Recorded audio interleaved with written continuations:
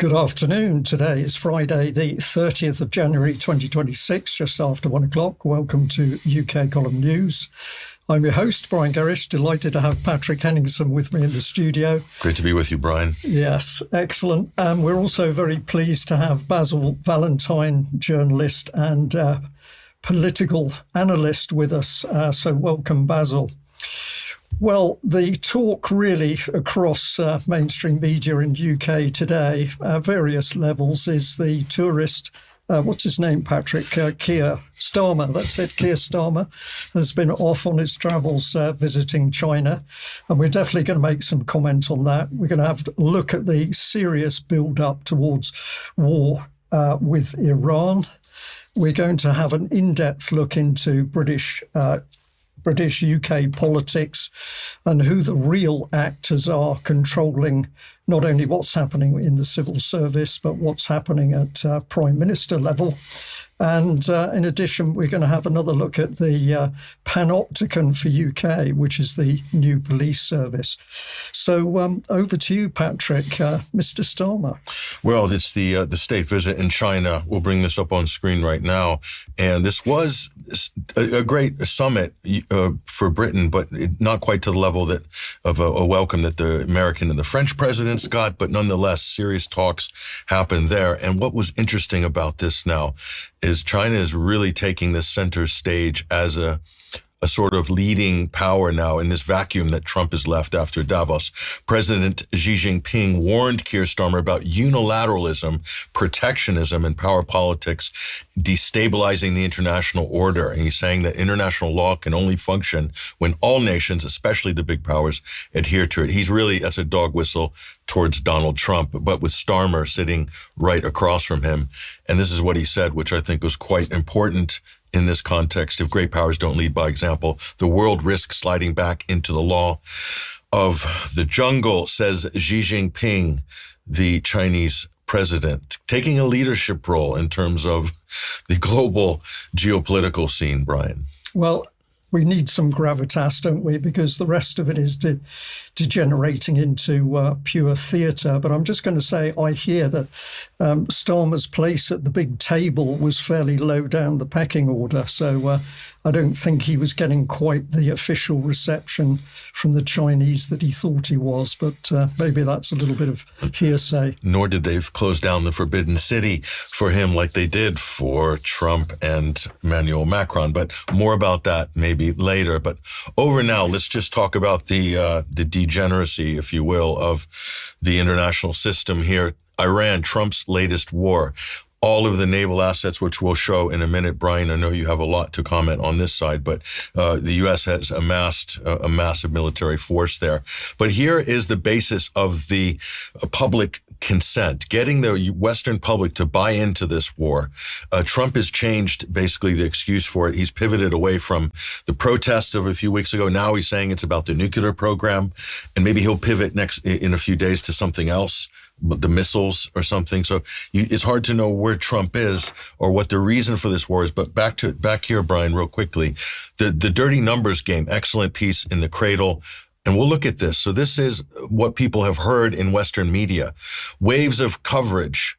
And they're talking about 43,000 dead, 350,000 wounded. And where are all these claims coming from about the massacres, alleged massacres in Iran? Well, one of them is the International Center for Human Rights. They're based in Toronto, if I'm not mistaken. No forensic data, no independent verifiable proof, no photos, nothing. There's a few photos circulating with body bags, but we'll talk about the details of those maybe in a minute. But a 900-word blog post by a British comedian set the mainstream media ablaze with those claims here, Brian. And the lowest estimate here from the human rights activists in Iran, again, I think this one's based in New York, funded by the State Department, they've lowered it down now to 5,848, this particular NGO. And that's the National Endowment for Democracy, a CIA cutout. But what's important here is this, Brian. All these claims get filtered up to mainstream media. So Time Magazine is using this 30,000 dead have been killed by the regime, supposedly. Again, unverifiable. citing Iran International. This is an Israeli clearinghouse. It's not in Iran. It's an Israeli cutout, if you will. That's acknowledged even by Israeli intelligence. On record, 36,000 deaths. So it's really all over the place. And Amnesty International was pressured, but refrained giving specific numbers and just said thousands here. But here is the actual official figures. This is from the Iranian government's Foundation of Martyrs and Veteran Affairs, 3,117 deaths, including 2,400 civilians. That includes also rioters and security personnel, hundreds of police. There was a state funeral for the police that were killed. There were, to our count, 250 mosques were set on fire. 700 banks were attacked and set on fire. So this was a calculated attack that both U.S. and Israeli intelligence admit that they were involved in the destabilization. And yet in the West, Brian, it's, the regime is carrying out a genocide. It's just, so that's the rhetoric that's being used to sell this war. Yeah, it really is terrible to watch this happening, that the West is inflaming a state. On one hand, it's saying that these terrible atrocities are going on. Clearly, some atrocities have happened, but the West is saying these terrible atrocities have happened. We're going to solve the problem by bombing Iran. That's effectively the American stance at the moment. And I want to say to our audience that we've had some very interesting emails come in from British Iranians who are commenting on what they've heard that's happening in the country from relatives. Clearly some really unpleasant things have happened, but our key point here is that the West is not reporting events accurately. They're being grossly inflamed in order to help justify a possible forthcoming attack by the Americans. And if we're going to deal with a proper international politics, then we've got to have truth from both the Western media and other media overseas. So we recognise the blight of some Iranians at the moment, but the big point here is that the destabilization is clearly orientated by the West. And these figures are being pulled out of thin air, literally. So they're not. It's not forensic. It's emotion, true. Isn't it? These are for emotion and propaganda purposes. The same in Syria, Brian. Say Assad butchered 500,000 of his own people.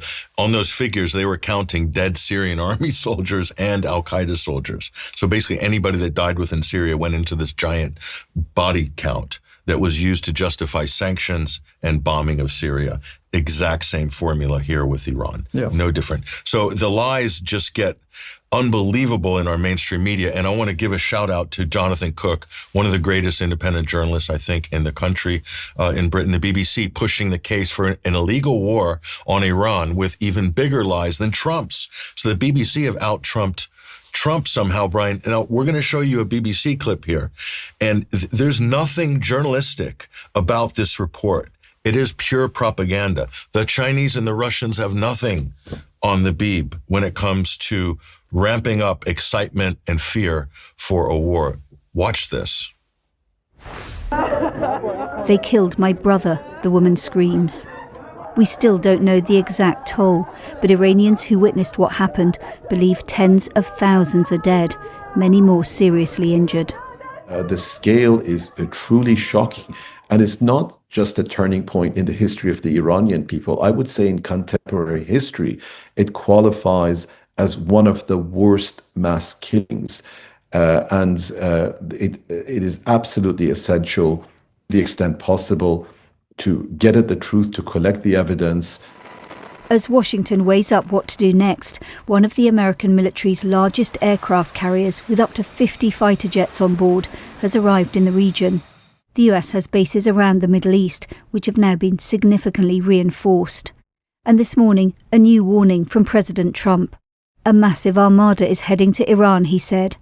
Hopefully, Iran will quickly come to the table and negotiate, warning that if it doesn't, the next attack on Iran will be far worse. Last June, US bombers joined Israel's attack on the country, hitting 3 sites central. So that's basically the report, Brian, there. And just, we'll move on. But anonymous voices, maybe tens of thousands are dead, and outside Western person saying that it's impossible to get the evidence, but we're sure that tens of thousands. We are sure, yes. So it's classic double speak. Incredible. That's what's being used to sell this to the Western public. Yeah. And Trump, of course, has been announcing that he's moving forces. He's saying there's a massive armada heading towards Iran. Iran better make a deal or we're going to bomb you. Basically, this is diplomacy from the U.S. Brian, this is like a child wrote this tweet. It is embarrassing. It makes no sense. It's incoherent. It's inconsistent. I don't know what to say. Well, it seems to be how politics is done these days over X. But just to add a little bit of meat to this, of course, the forces that are being moved by the US, vast, powerful forces, all based around the very big carriers. But America is under a huge amount of pressure at the moment. If we have a look at this map of the world, and we can have a look at US carrier deployments. Now, at the moment, they've got the USS George Washington is doing operations with the Japanese, apparently. So the key part is that the USS Abraham Lincoln has been moved out of the South China Sea and up in order to deal with the Iranian crisis. But if you have a look at over here, we've got another big carrier, the US Theodore Roosevelt. That is finishing maintenance, but isn't ready at the moment to become fully operational. And we've got beg your pardon, let's just jump back on that, sorry. And we have down off South America, we've got the USS Gerald R. Ford. So these carriers are basically locked into operations down there in South America and in the United States itself. So Abraham Lincoln has had to be pulled away from operations on the Chinese coast. Normally, the Americans have got a carrier operating fairly close to China, although they're becoming increasingly nervous of the capability of Chinese missile systems, in particularly land-based missiles capable of targeting the carrier. And so it's very significant that in order to deal with Iran, America has had to pull a key asset away from China. And I'll just add that I believe that this particular ship, the USS Tripoli, I think I've got that name correct, has effectively taken station to replace the carrier that's disappeared from the South China Sea. So huge number of assets, of course, in the American Navy. Cost of this, Patrick, mind-blowing to move these battle groups around. But yes, Trump is clearly serious in the quantity and power of the assets that he's moved to deal with Iran. No, and the cost, Brian, they announced that the U.S. military budget, Trump was very proud to announce that it has been ballooned up to $1.5 trillion per year. What happened to Doge and balancing the deficit and all that talk at the beginning? It doesn't matter if there's a potential war. If there's a potential war, the money appears on a plate, Patrick. Well, it's not cost-free. And what we're seeing this week should really shock people what's going on. And here is Richard Wolff, the noted economist from America. He's saying here, foreign central banks hold more gold than treasuries now. What does this mean, Brian? That gold is now the new reserve currency, no longer the U.S. dollar. That's official, folks. USSR's decline left the U.S. empire to reach its peak. World Central Bank then exchanged back then, Brian, gold for U.S. treasuries. As the U.S. empire declines right now after 2000, as China rises, those banks are shifting back from U.S. treasuries to gold. Look at the graph. It is unbelievable. So the inverse relationship here between U.S. treasuries and gold, and we'll go on. More on this here. Gold is the new reserve currency, says Mike Adams here, quoting, look at this. Gold has overtaken treasuries and central bank foreign currency reserves. This all happened, Brian, within the last week. Yes, it's momentous events. This is a massive run on the dollar. Look at this. The official gold holdings at market price up $5 trillion, surpassing foreign official treasury holdings of $3.9 trillion. This happened in the blink of an eye. We have never seen this in our lifetimes. It's very significant. This is unbelievable, and the ramifications are going to be significant. Here's Peter Schiff right now. I think Euro Pacific Capital is his company. Listen to what he has to say. And the world is now pulling the rug out from under the U.S. The dollar is going to collapse. The dollar is going to be replaced by gold. Central banks are buying gold to back up their currencies. They're getting rid of dollars. They're getting rid of treasuries. We are headed for a economic crisis, again, that will make the 2008 financial crisis look like a Sunday school picnic. The biggest difference between the crisis that we're about to have and the one we had back then is this one is all in America. It's not going to be exported to the rest of the world. It's not a global financial crisis. It's an American financial crisis. So it will affect Britain. It remains to be seen what the city will do with its massive dollar holdings and also the European central banks as well. So what's Donald Trump's reaction to this crisis? He says the dollar's doing great. This is what he said. The dollar's doing fantastic. Here's what he said about the housing market. And Brian, I've never heard anything this insane in my entire life from any political leader. Listen to President Trump here. Existing housing, people that own their homes, we're going to keep them wealthy. We're going to keep those prices up. We're not going to destroy the value of their homes so that somebody that didn't work very hard can buy a home. We're going to make it easier to buy. We're going to get interest rates down. But I want to protect the people that for the first time in their lives feel good about themselves. They feel like that they're wealthy people. And I want them to understand it. There's so much talk about, we're going to drive housing prices down. I don't want to drive housing prices down. I want to drive housing prices up for people that own their homes. And they can be assured that's what's going to happen. Well, some interesting comment there. What's your take? What about the people who don't own homes, Brian? They're not going to be able to afford homes. So what does this mean? And we'll bring this up on screen. This was sent to us by one of our viewers here. Imagine working 9 to 5 for 50 years, and then the Fed prints 40% of the total money supply and inflates away 20 years of your hard work. This, my friends, is government inflation. That's where it comes from. And the result of this, Brian, the numbers don't lie. Trump's working class votes, according to recent polls, they're gone. They've been totally eviscerated here. His approval rating, look at that, disapproval rating, 61%. So he's really not looking after the working class that put him into power. And the poll numbers are devastating. Basil Valentine, I want to bring you in. Basil, what do you think about the situation and what you just heard from the president?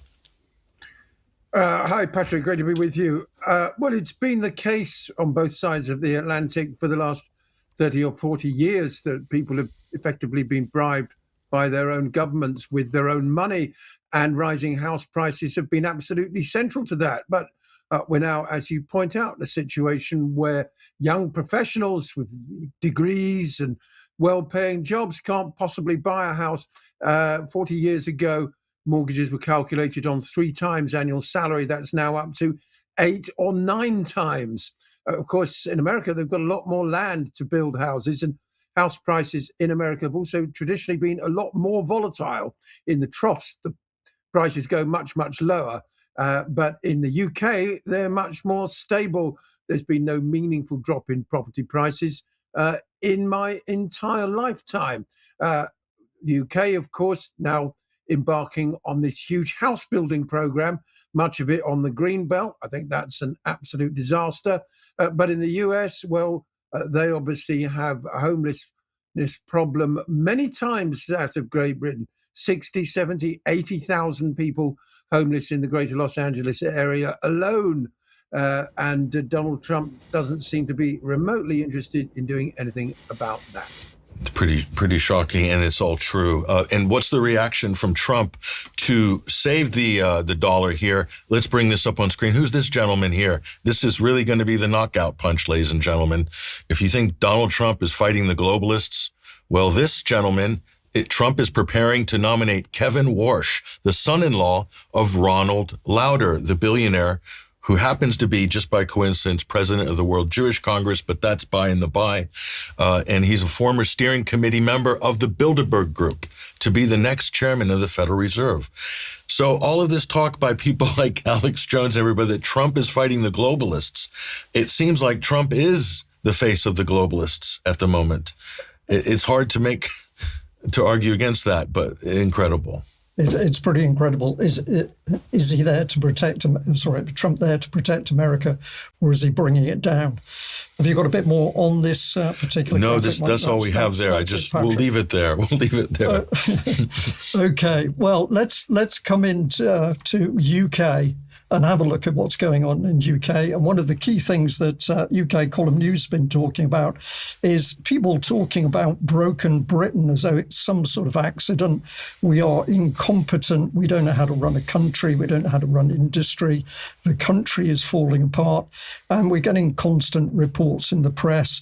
More recently, of course, the press is winding up to the fact that a lot of people who would vote for reform believe Britain is fundamentally broken, and that we've got the use of the word chaos. It's chaos, readers, on Britain's broken political system. But the key question that we should keep in our minds is, has Britain just broken up because we're incompetent and stupid, or is this country being deliberately broken from the inside? And that's what we believe has been going on. But I'll just bring this New Statesman quote up here, because many people, they refuse to believe that there can be nasty things going on in the world. It's always a cock-up rather than a conspiracy. And the reporter here from the New Statesman saying they were wrong about broken Britain.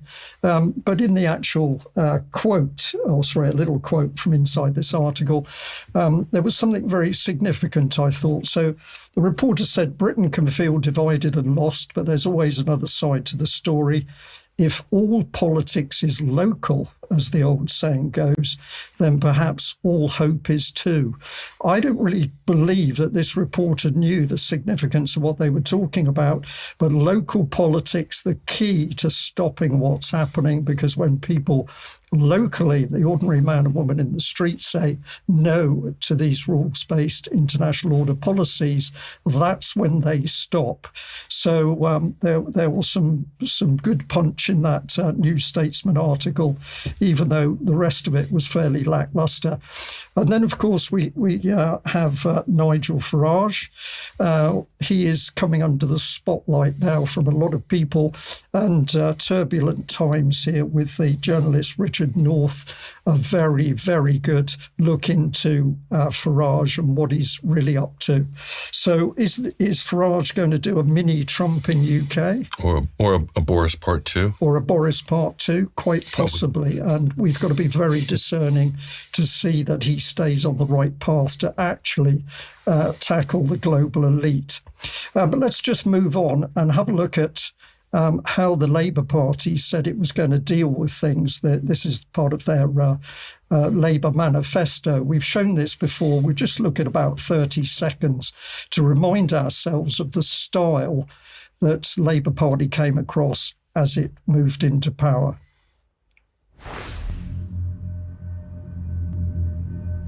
This cost of living crisis comes on the back of decades of high inequality and low growth.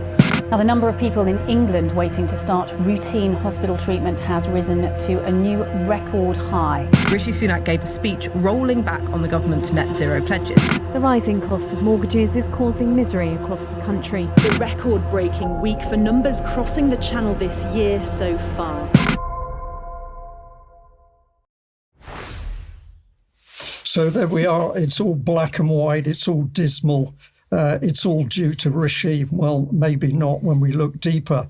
Now, we're going to move from that, what was promised and what Labour said it was going to do in government, to another look at just part. We'll just look at probably a minute of the Institute of Government talking about changes inside the state. And remember, this is an unelected body calmly telling its audience what is going to take place in British politics.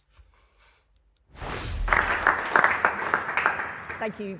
Thank you very much for that introduction, and welcome everyone here today. I'm delighted to have the opportunity to say a few words to introduce Darren Jones MP, Chief Secretary to the Prime Minister and Chancellor of the Duchy of Lancaster. Unsurprisingly to any of you here, the Institute for Government agrees that government must think hard about the how as well as about the what. Without setting up the people, institutions and processes of government for success, no government is going to deliver for the voters. And that's why we were really pleased to see the creation of the Chief Secretary role at the centre of government, and to learn about the decisions to clarify the structures there, and to hear about the government's plans to make it easier for the public to access public services using digital tools, something that What Three Words knows all. Well, that's enough of that, but you get the general idea. Totally unelected, standing the lectern and calmly describing what they, unelected people, have recommended for the politics of UK. And if you follow the track record of the Institute of Government, invariably what they suggest then comes into being. Let's have a look at another segment where one of their staff members, a lady, starts to look in more detail at aspects of the government and in particular the civil service. My name is Alex Thomas. I'm an executive director here at the IFG, and this panel we're going to be talking about rewiring the state. Is the government making any progress? We're going to kick off with a presentation from my colleague Hannah Keenan, who will talk about our brilliant Whitehall Monitor, which the 13th edition of which we launched this morning. Thanks very much, Alex. So as Alex says, this is the 13th edition of Whitehall Monitor. This year's report looks at how the civil service changed in 2025, a year that was all about rewiring, and our recommendations for 2026. I will start with a very brief bit of context. Starmer has had to deal with 11 resignations. That is the second highest number of any recent Prime Minister at this point in their tenure. We have found that over half of departments have a new permanent secretary in place since the general election. The civil service continued to grow in 2025. You'll see that growth is slightly slower than in previous years, but we still saw an additional 5,000 or so people join in the last year. When you look on a proportional basis, however, it is the digital and data and the policy professions that continue to grow the fastest. Both of those professions have over doubled since 2016, and they continued to grow the fastest in 2025. The civil service also continues to become more senior, and you can see just how much the grade distribution has shifted here since 2010. Part of that is down to automation, meaning that there are fewer roles at the most junior grades. That pay restraint hasn't gone away, but pay is recovering from quite deep real terms cuts, particularly so at the junior grades. For the senior civil service, real terms pay is still 24% below what it was in 2010. So those recent rises, we think, will alleviate some of the pressure to move roles and to seek promotion, but until the way that pay is actually structured has changed, those incentives will still remain. On morale, the latest data that we have is for 2024, where we saw a very small uptick following 3 years of consecutive decline. So there we are. Obviously, that was little excerpts out of what she actually commented upon. But what you've got is a huge civil service, which is now not really under the control of the government, is under the control of other agencies. The digital proportion of the civil service greatly expanding. And then we are getting rid of or already lost the lower paid jobs because AI is taking that over.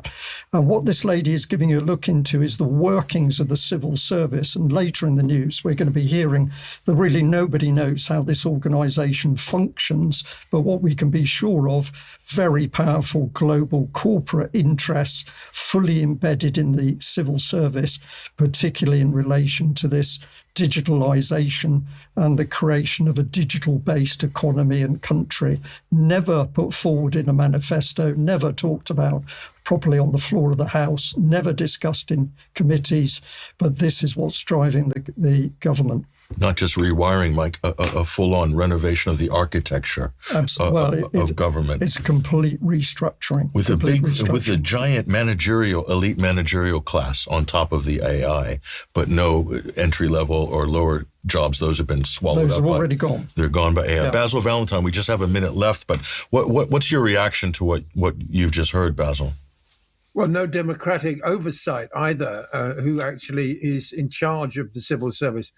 From those numbers, it looks like it's becoming increasingly top-heavy, and that trend will only increase because it's the mundane clerical work that AI replaces so quickly and so efficiently.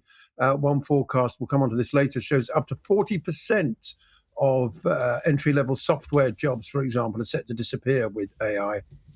No, it's absolutely extraordinary. And Brian, one of the big, paradigm shifts that we're going to see in society, and Basil also has been following this story, and I absolutely want to get his comment on this. We'll bring this up on screen at the moment here. Universal basic income could be used to soften the hit from AI job losses in the UK, minister says.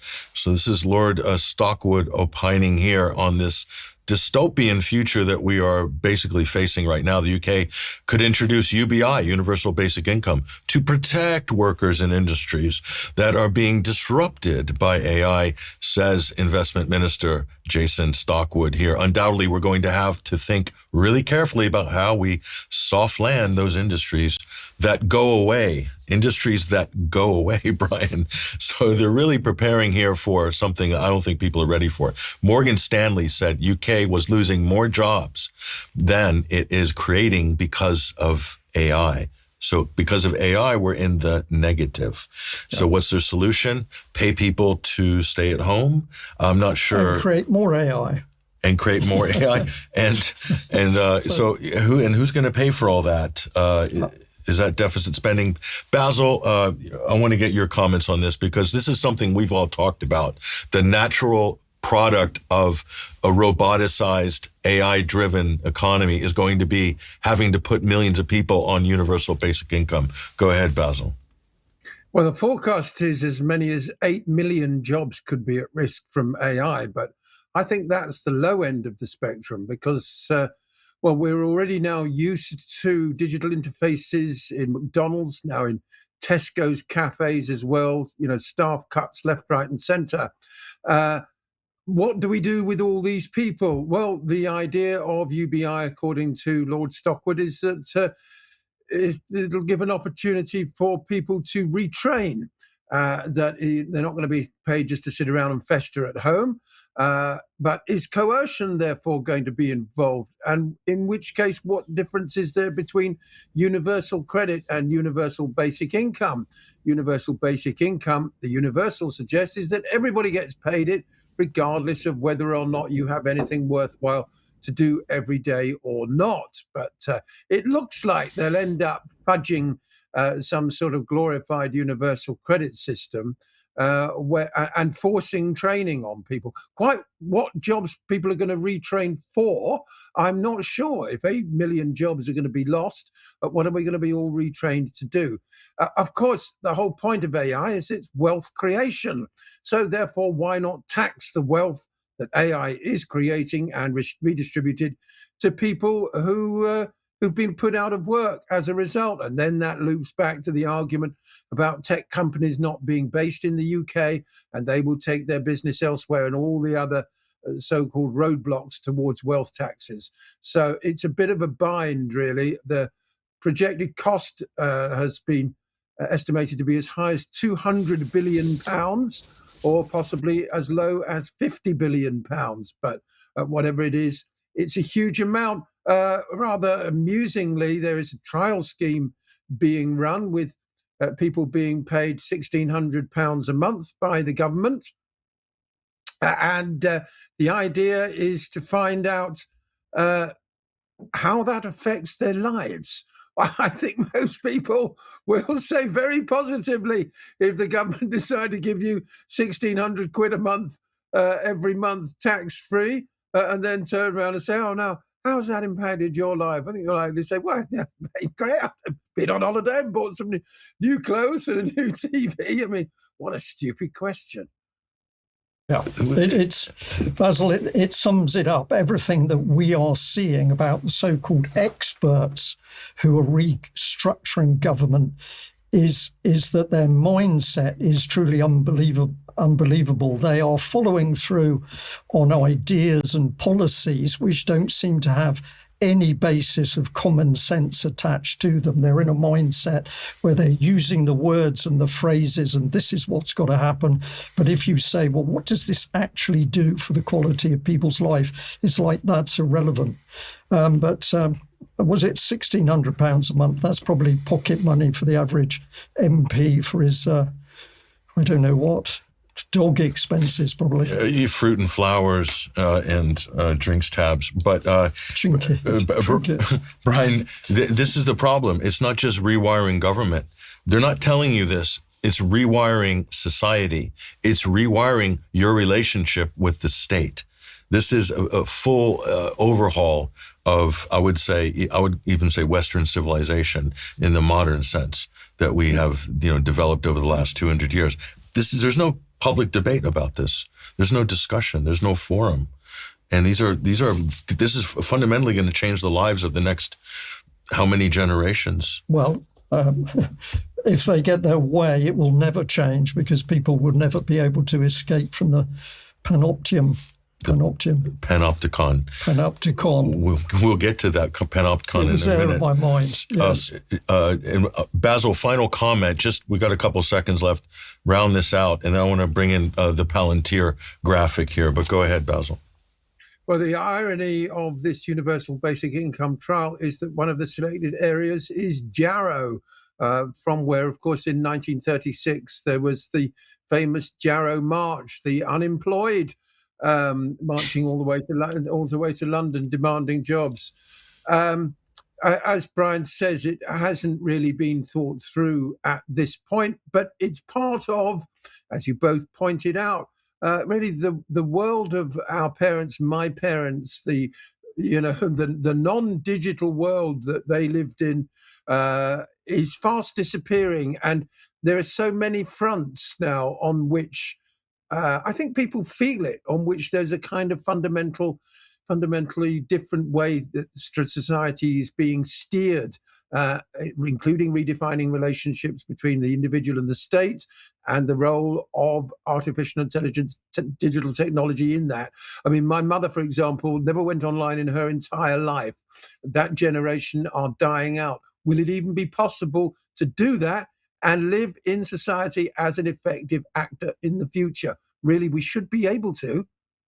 We should have that choice, at least in a free country, if we are indeed free. But bring this up on screen here. This is a great presentation here. We'll give credit to the Nerve News here. But look at this. These are the different government departments here connected with Palantir, the American-based AI company here, Brian. Look at, they're touching everything there. Ministry of Defense, $382 million, GCHQ, unknown, NHS, of course, and DEFRA, Home Office. It's right there. And so that's a U.S. company using probably Amazon Web Servers, another U.S. company to host the cloud computing. Buried into the UK with absolutely no accountability. The public are just told it's happening, but we're not to know what's really going on here. But one thing we can be sure about is that the shareholders stripping all the wealth out of UK to wherever that company chooses to be based in order to escape the most taxes as possible. And here's the grand poobah of this technocracy, Peter Thiel. And look at this. I mean, the numbers here are just staggering, Brian. You would say this is basically a corporate takeover of the British state. If you want to look at this, to decouple from this, it's impossible. It would take years. Once you are hooked up to this system, it's very hard to migrate, pull back and migrate data. And we're told that is Palantir's business model.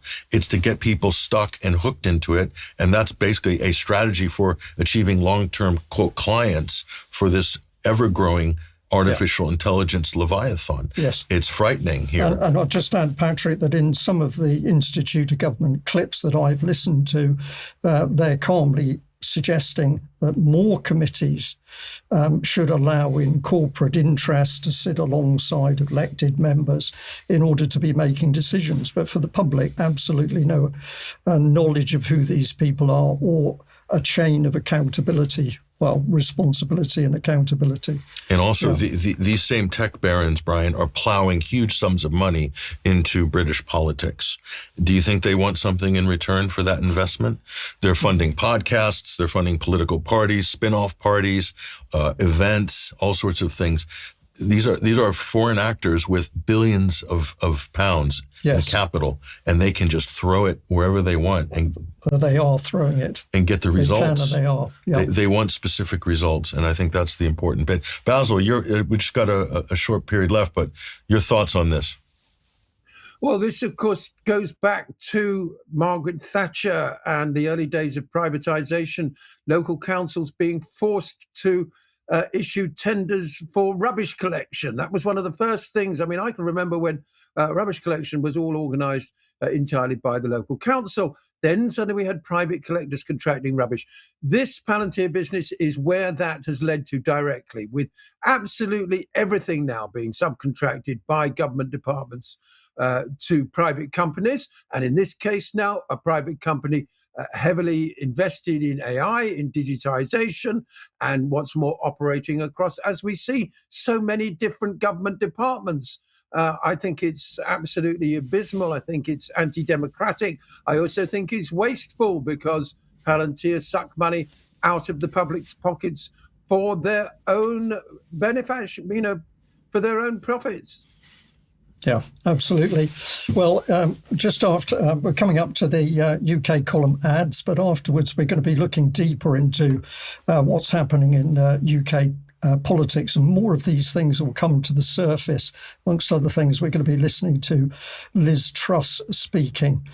But first of all, as always, a huge thank you to everybody who's financially supporting the UK column. We can only do what we do with your financial support, and we're immensely grateful to all the people who've supported us over 20 years. This year is our 20th anniversary, as many people will know. So we're so grateful for everybody that's signed up as a paid member, monthly or annual basis, or you're making donations and or you're buying through the UK column shop. If you're listening in today and you're not a signed up member and you'd like to be part of the team by helping fund what we're doing, click the blue button there to support our work, and details will come up on screen. Anybody who is helping us at the moment, and we have some very generous people on board, thank you very, very much for your support. Now, I'd just like to bring up here an ad for a look out for another one of my Gutsy Women interviews. This is with a lady called Erin, who runs a YouTube channel called Far From Eden. And I have discussed with her feminism and the fact that we've now got an increasing number of women who are flagging up the dangers of feminism and how feminism as an agenda is destroying the lives of many women. So watch out for that one to be streamed shortly. Now, tonight at 7 p.m, we've got weekly banter, germ warfare with Germ and Charles and Mike Robinson, and that, as always, will be interested, so do tune in for that. We've also got tonight at 9 p.m. Davos 2025. The West finally admits the rules-based order was a lie, and that's part of the Kaljar's Silk and Steel podcast. So very apt title. I should be very interested to see what's actually said in that little discussion. Now, on the fun front, Andrew Bridgen has sat in the hot seat to be sketched by Jake under the 1,000 Words Part 1.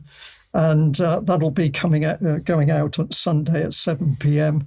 Let's just have a little look at this clip as Andrew Bridgen sits in the chair in order to be sketched and ultimately presented with a picture. Can we just pop that one across, that video, please? And you've got a hood over your head and someone's kicked you in the face and your nose is bleeding. Then you're put onto the floor of a helicopter. You hear the helicopter take off. Right. And then a few minutes later, the door opens, you haven't landed, and then you were thrown out of a helicopter that hasn't landed, and we were a long way from the cameras, and we thought we were having a confidential conversation. It was me telling Boris, confidentially, that we're definitely going to win the referendum tomorrow. and Boris's face. Eugenicist Malthusian. Yes. What have you got against Stanley? So I'm sure that one's going to be very, very interesting. And rumour has it there'll be more of the UK column team who'll be sitting in that very same chair. So we'll see what happens. Now, let's get back into UK politics. And the key message of UK column is listen to what people are saying, listen to the words, listen to the language, listen to the plans, because this is how we really understand who is controlling the power-based system through politics and the civil service. Now, Telegraph podcast interviewed Liz Truss in the last day. I've just taken a couple of clips. Please listen to what this lady has to say. But did that experience of trying to govern the country a certain way and realising you couldn't, did that change your philosophy of government? It radicalised it. Right. I was already of the view that the British state didn't work. And being a minister for 10 years, starting as a junior minister in education, I was constantly battling officialdom and also other people in the Conservative Party. And often it was difficult to distinguish between officialdom and other people in the Conservative Party to do the right thing. So I had huge fights over education policy, huge fights over the trade deals that I wanted to do, huge fights over environment policy. But I still believed that the system could be reformed with a few tweaks, and that the people more senior in the hierarchy than me were simply too weak or too wet to do what was needed. But when I got to the top, I realised the sheer force of the administrative state and the relatively powerless position the Prime Minister is in now in modern Britain. I believe that Liz Truss has said some really, really important things there, because she's admitting she knew nothing when she was in the system, but when she got to the top, she started to understand what was really happening, the immense power of the state. And then the next thing we have to ask ourselves, who is controlling the state and that immense power? And clearly it's not politicians. This is where the funding that you've talked about, Pat, comes in, and the immense wealth of the corporates who are now fully embedded in the system of government itself. So a big shock for Liz Truss, but at least she's had the courage to actually admit that on camera. Now, I've got another clip, but before we show that, Basil, if I can just bring you in. I don't know whether you'd like to make any comment on the young lady's efforts. Well, it reminded me of Yes Minister and its successor, Yes Prime Minister. She sounded like the blonde-haired version of Jim Hacker, totally unable to effect any change because of the monolithic civil service in that programme, of course, headed by Sir Humphrey. I mean, it could have been lifted straight out of that, couldn't it, gentlemen? It could have been. She ended by saying the state doesn't work, and I think this is one of the areas where she still doesn't understand. The state does work, but it's not supposed to do what the democratic system and the it's not working for us. It's not working for the democratic system. It's working for its own ends. Let's have a look at part 2 of the UK column's take on Liz Truss. Right. So that did radicalise me, yes. So if you as a reforming Prime Minister said you wanted to do something, what were the forces that prevented you from doing it? So let's take the example of what actually happened, which is I put together a budget which I believed would reduce the deficit, increase the country's growth, put Britain on a better path. The counterfactual has been shown to have failed. You know, the debt is worse, growth levels are worse, unemployment's higher, even indicators like gilts are worse than they were in 2022. But what happened is when I put that forward, the Bank of England, which are unelected, the night before the mini budget, unbeknownst to me, announced the sale of £40 billion worth of government gilts. And then in the days afterwards, their failure to regulate the pensions industry led to a market crisis. they blamed me for it. And what I saw was the entire system backed them rather than me. Mm-hmm. And when I say system, I'm not just talking about the Treasury and the Office of Budget Responsibility, which is part of it.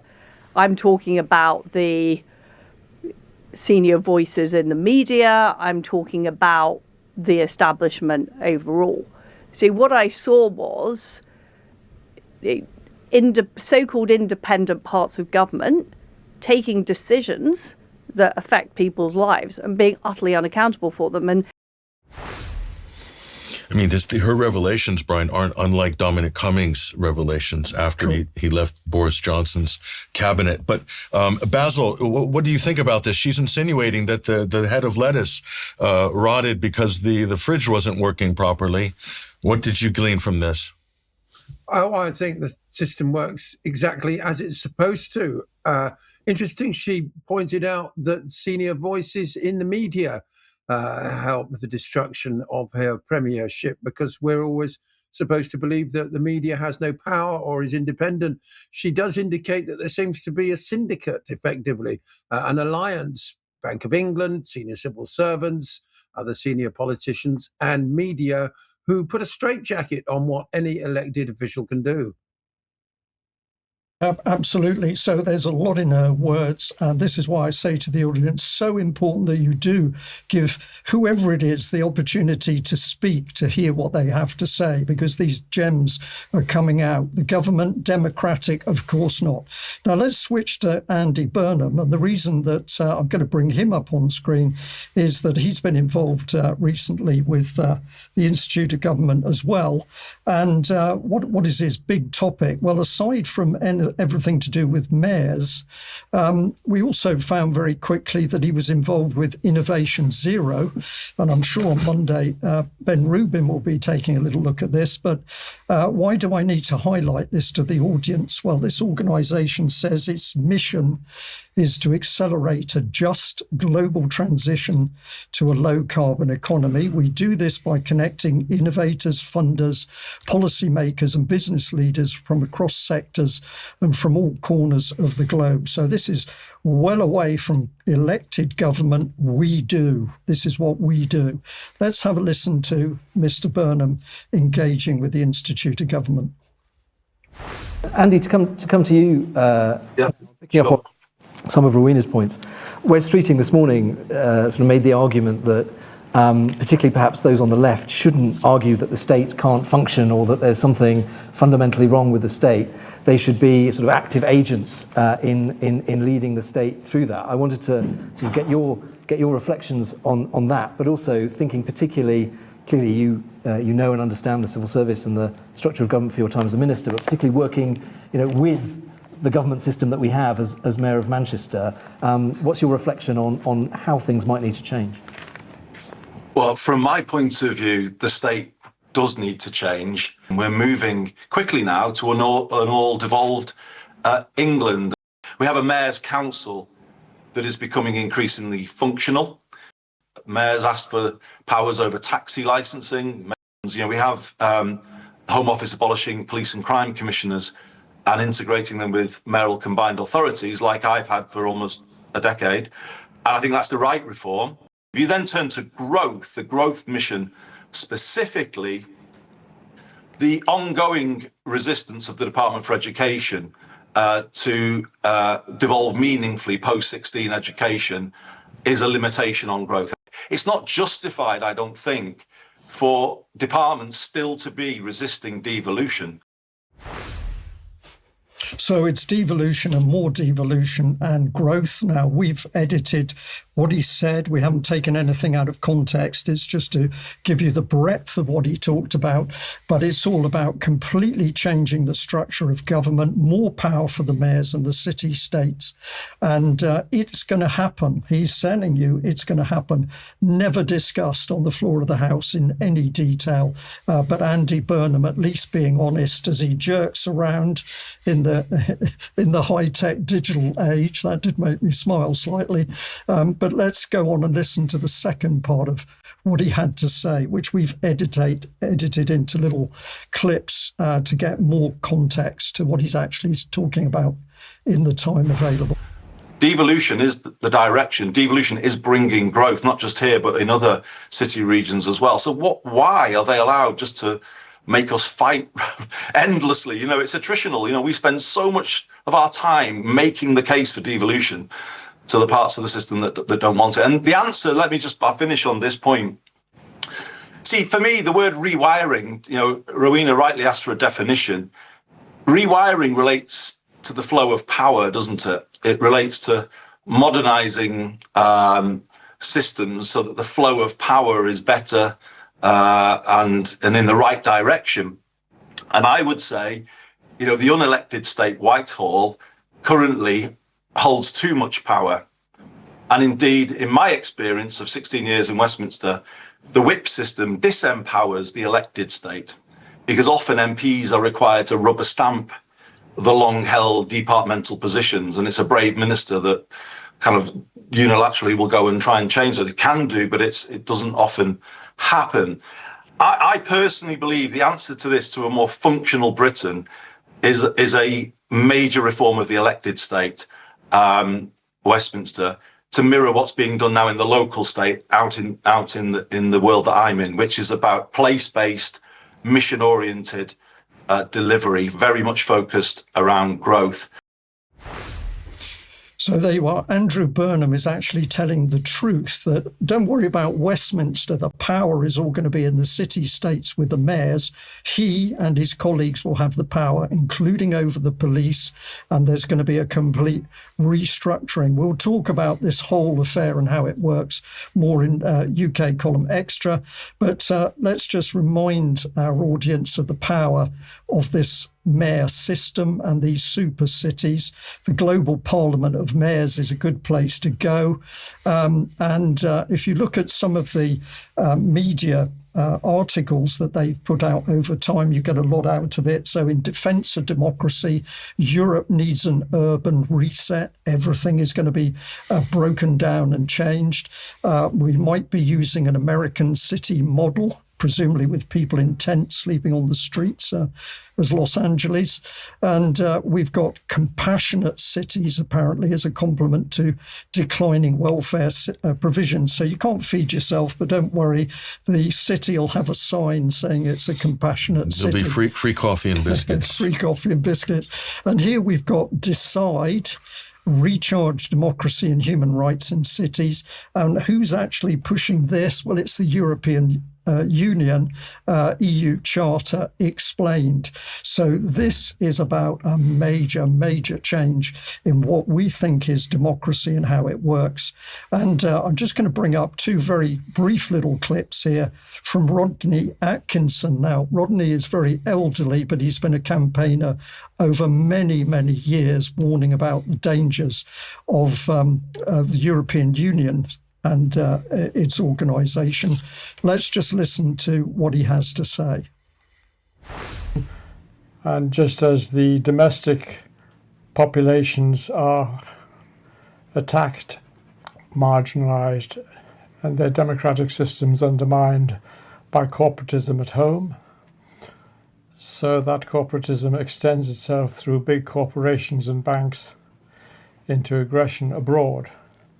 And in particular, the advance of NATO and the European Union towards the former Soviet bloc and the Russian border over the last 30 years. Mm-hmm. So you see a direct connection between domestic and international affairs, between domestic suppression of dissent in so-called democratic countries on the one hand, and the expansion of corporate internationalism and globalism on the other. Mm.